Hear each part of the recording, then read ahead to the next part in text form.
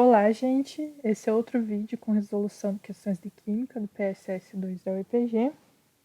Aqui é a primeira questão do PSS 2018.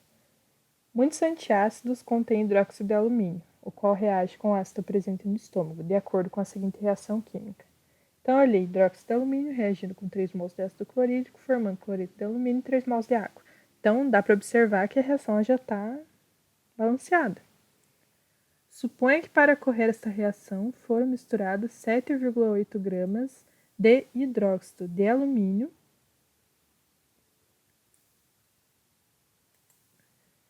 e 7,3 gramas de ácido clorídrico. Sobre esta reação e sua relação estequiométrica, assinale o que for correto. Aqui tem os dados do problema e as alternativas.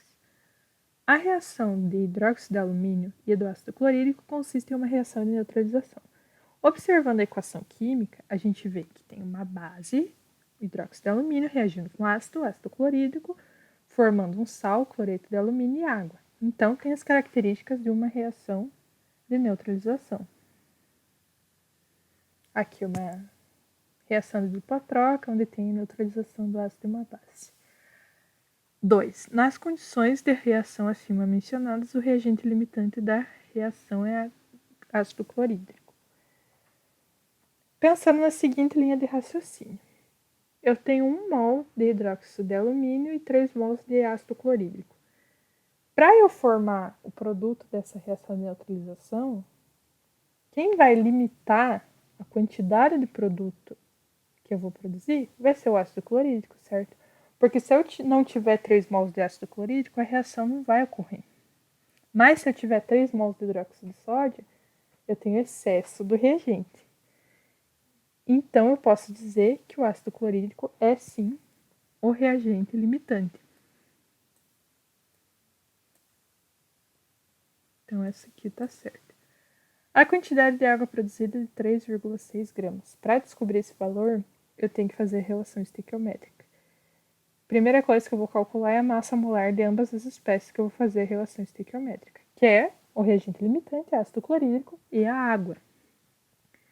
Então, aqui, pegando os dados do problema e calculando de acordo com os átomos dessas espécies, eu acho a massa molar. Fazendo a relação estequiométrica, como a equação nos traz, 3 mols de ácido clorídrico vão produzir 3 mols de água. E aqui, tem a massa de ácido clorídrico que o exercício propõe. Fazendo as regras de 3, ou fórmula, eu prefiro regra de 3, eu sei que 1 mol de ácido clorídrico tem 36,5 gramas, como foi calculado. Então, 3 mols de ácido clorídrico vai ter quantas gramas? Aí aqui, calculando em x, e dividindo, eu acho o valor de 109,5 gramas de ácido clorídrico em 3 mols. A água, a mesma coisa. 1 mol de água, eu sei que tem 18 gramas. 3 mols de água vai ter quantas gramas? Mesma coisa. E eu acho aqui a massa de água contida em 3 mols de água. Agora eu faço a relação entre os dois. 109,5 gramas de ácido clorídrico com 54 gramas de água. Aqui é a massa que eu coloquei, 7,3. Então, quanto que vai ser produzido de água em gramas? Faço aqui a relação em x, depois divido. Então, eu vou produzir 3,6 gramas de água. Então, a 4 também está certa. 8. A quantidade de cloreto de alumínio formada é de 13,35 gramas. Então, eu tenho que calcular, tenho que agora fazer a relação estequiométrica entre o ácido clorídrico e o cloreto de alumínio. Então, o ácido clorídrico eu já havia feito, E agora, do cloreto de alumínio, eu pego os dados do problema e calculo de acordo com a quantidade de átomos da espécie. Faço a relação estequiométrica, são 3 mols de ácido clorídrico, como traz a equação, para 1 mol produzido de cloreto de alumínio. Calculo aqui, na verdade já havia sido calculado, a massa contida em 3 mols de ácido clorídrico, e 1 mol de cloreto de alumínio também já foi calculado, é 133,5. Finalmente, né, fazendo a relação com a massa colocada de ácido clorídrico, fazendo o cálculo aqui em X, né, 109,5 vezes X, 7,3 vezes 133,5 gramas, eu acho a massa de 8,9 gramas. E não é a massa que a alternativa está trazendo. Mas é interessante a gente pensar como que esse valor pode ser encontrado. A alternativa está errada, né? Como a gente calculou. Mas, digamos que eu considerasse equivocadamente que o hidróxido de alumínio é o reagente limitante. Se eu fizer aqui a relação estequiométrica deles, eu acho esse valor de 13,35. Então, determinar o reagente limitante de maneira equivocada pode me levar ao erro por conta do cálculo dar o valor esperado. Então é bem interessante fazer essa observação, se a equação está balanceada e quem que é o reagente limitante na reação. Então aqui a número 1 está certa, a número 2 está certa e a número 4 está certa. Então aqui a somatória desse exercício vai ser 7. Próximo exercício. A seguir mostram-se duas semi-reações de redução com seus respectivos valores de potencial padrão. Então aí tem a semi-reação do níquel e do cobre. Se você for reparar os potenciais, o potencial do cobre é positivo. Então a gente sabe que essa semi-reação é espontânea. Isso é uma informação muito importante. A partir dessas informações, assinale o que for correto. Número 1. O valor de potencial padrão da pilha formado pelas duas semi-reações mostradas será de 0,59. Você pode usar essa fórmula aqui, né? Que é o potencial maior menos potencial menor. Aí faz as regras de sinais e você encontra o valor. Ou você pode simplesmente somar os valores em módulo, né? Desconsiderar esse sinal aqui, né? Que daí em módulo ele fica sem o sinal negativo. E você acha o valor da variação ali do potencial padrão da pilha. Então, a número 1 tá certo, né? Porque é 0,59 positivo. Aí aqui, a 2. A reação global da pilha formada pelas semi-reações mostradas será níquel sólido mais cobre, e cobre na forma iônica, produzindo níquel 2+, mais cobre sólido. Aí aqui, para montar essas semi-reações e a reação global, eu tenho que levar em consideração aquilo que eu falei anteriormente. O potencial do cobre está positivo, então essa reação ela é espontânea. Então a reação que eu tenho que trocar de lugar, que eu tenho que virar, é a reação do níquel. Então quer dizer que o níquel ali não está acontecendo uma redução ali. Então aqui virando a equação do níquel, eu tenho essas semi-reações e daí aqui eu posso retirar os elétrons, pois ele está tanto nos produtos quanto nos reagentes.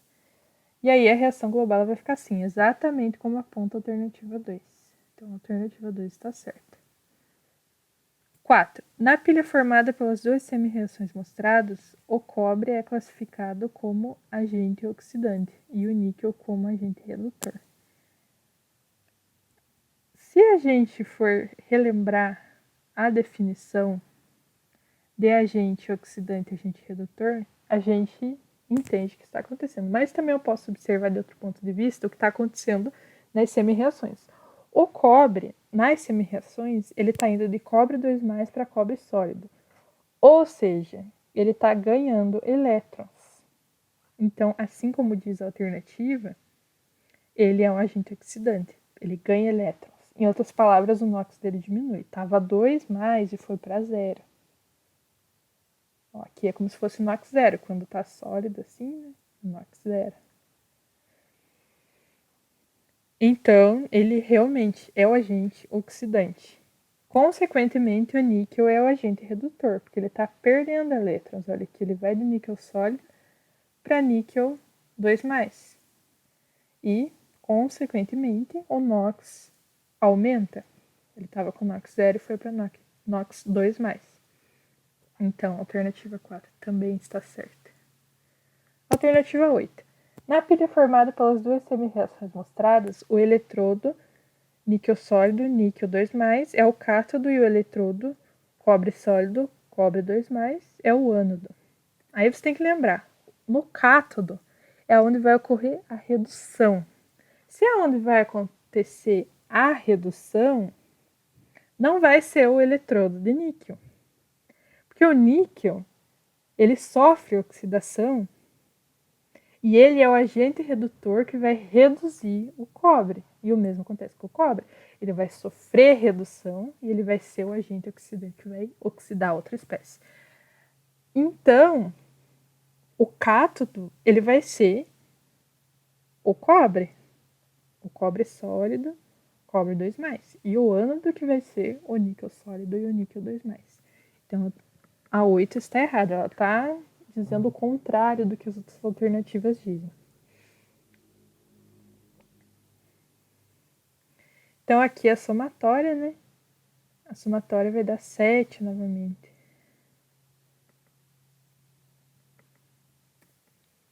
Aqui a outra questão do PSS 2 de 2019. Observando a tabela de solubilidade apresentada abaixo, assinale que for correta. Aí tem uma tabela com alguns compostos e tem ali, apresenta a solubilidade em água de gramas por litro.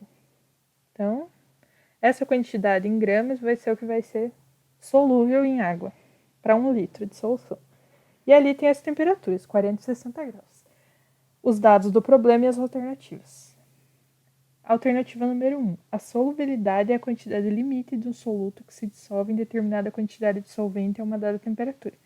Isso é verdade, né? Essa é a definição de solubilidade.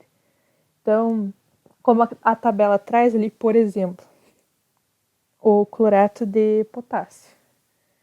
12,2 gramas vai ser o limite, vai ser a quantidade limite de soluto que vai solubilizar em 1 litro de solução de água a 40 graus. Então, essa alternativa está correta. Alternativa número 2. A 40 graus, 1 litro da solução aquosa saturada de clorato de potássio possui 0,1 mol de íons potássio.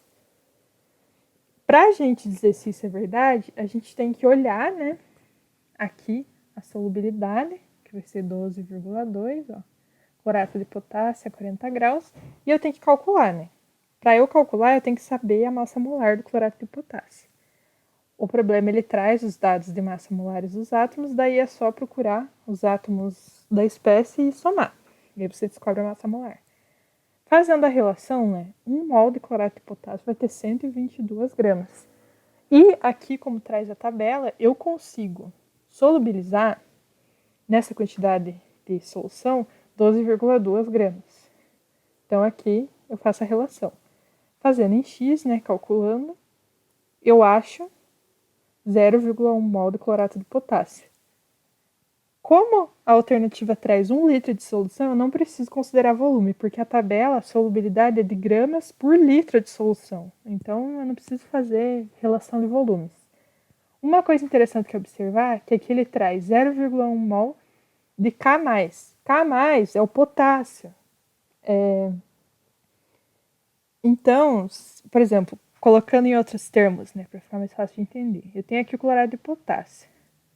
Se eu fizesse a equação iônica do clorato de potássio, eu ia obter isso aqui. Então, aqui, o potássio, o íon potássio, né, o K+,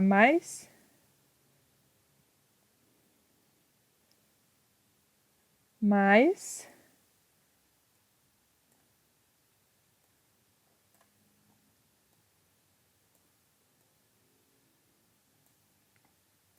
ficou meio feio, né? Mas aqui é ClO3.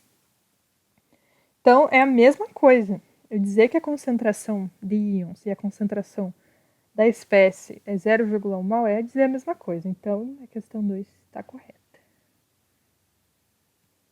4. A solubilidade de uma substância depende da temperatura. Depende sim. Se você não souber disso, é só você olhar a tabela. A tabela ali, como vocês podem observar, é a mesma espécie, o mesmo composto. Mas, dependendo da temperatura, a quantidade de soluto solúvel naquele volume de solução vai ser diferente. Por exemplo, o cloreto de potássio, a 40 graus, ele solubiliza, né, dissolve 12,2 gramas de soluto. Já em 60 graus, ele vai dissolver quase o dobro dessa massa. Então, a 4 está certa. A 8. Uma solução aquosa de sulfato de sódio, esse aqui, de concentração 453 gramas por litro a 60 graus, fica insaturada quando resfriada a 40 graus. Então, aqui, a 60 graus, eu consigo deixar solúvel 453 gramas numa solução de 1 litro, né? Aí aqui ele está falando que eu tenho uma solução aquosa de 453 gramas por litro a 60 graus, mas que eu diminuo a temperatura para 40 graus. Então a gente tem que olhar aqui na temperatura de 40 graus. E ele está dizendo que essa solução de 453 gramas, ela vai ficar insaturada quando resfriada a 40 graus. Se a gente for olhar aqui, nessa temperatura, 488 gramas são solúveis. Então, esse valor aqui, ele é menor, eu tenho uma quantidade menor de soluto. Se eu tenho uma quantidade menor de soluto, ela vai ficar insaturada, porque a definição de insaturada é isso. Eu tenho uma quantidade menor de soluto para dissolver naquela quantidade limite que permite a dissolução. Então, ela realmente vai ficar insaturada a solução. Porque eu não passei, né, aquela quantidade limite de soluto que é solúvel naquela temperatura.